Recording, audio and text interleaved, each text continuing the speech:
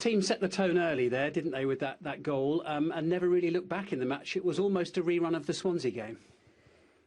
In some ways, yeah. I mean, in our mind, it was always going to be potentially hard to replicate some of the starts that we've had in games. I mean, we tried to play to our own strengths.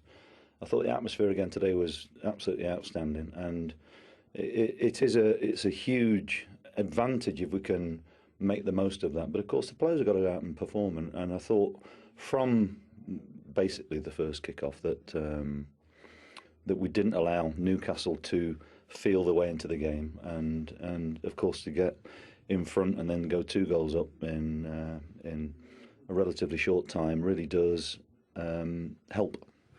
The crowd made a significant contribution, it seemed to me, again here. I mean, there's a real positive sort of energy around the stadium from them. Yeah, I mean, I don't know whether... I mean, I've been asked a number of times through the years, and my view is always the same, that we have to give our supporters something to believe in. I think first and foremost as fans and as supporters of football clubs, you want to go and see your team go out and give a totally committed performance. And I think we've not always got that 100% right, but I think that there's a recognition that our players have totally committed to our season, which has helped us to if you like, negotiate our way through some tough times. And that said, they're seeing progression, which is important for us because, with a couple of months to go, our season looks very much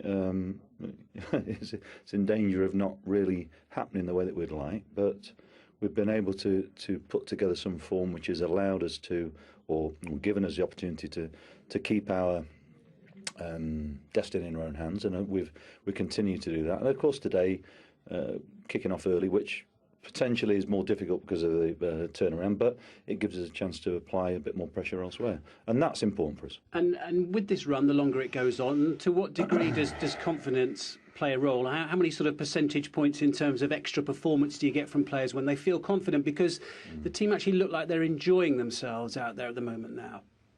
I think that's always a difficult one to actually quantify. I think what we have to recognise is that players who operate more efficiently as teams, you got the players out there who can bring certain skills to the side, but when they're playing within a group where they trust each other, I think you're going to have a better chance of trying to achieve what you want, and it doesn't always go your way.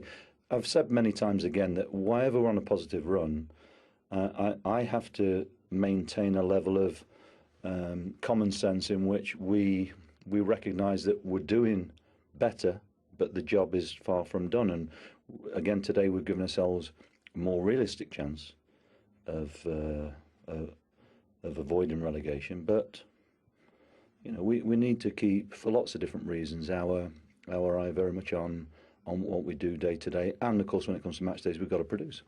You had an intensity across the pitch from all of your players today, but of course, ultimately, you've got to put the ball in the back of the net. And again, Leonardo Ojo has come up with a couple of goals. Interesting character, scored a lot for you at the start of the season. Coming good again now. Quite a streaky player, it seems.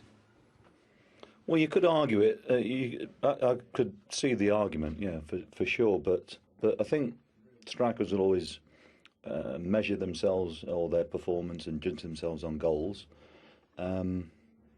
Leo, along with a lot of our players, have actually improved as the season's gone on in terms of their overall game. So I'm pleased he's scoring goals. What's important is that whoever plays for the team contributes positively.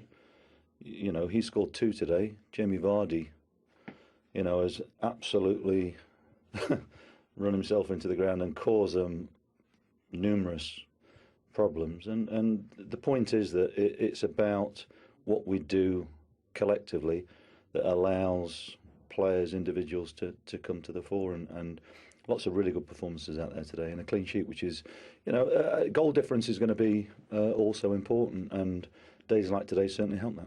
What more do you think you need, or you're trying not to think in those terms?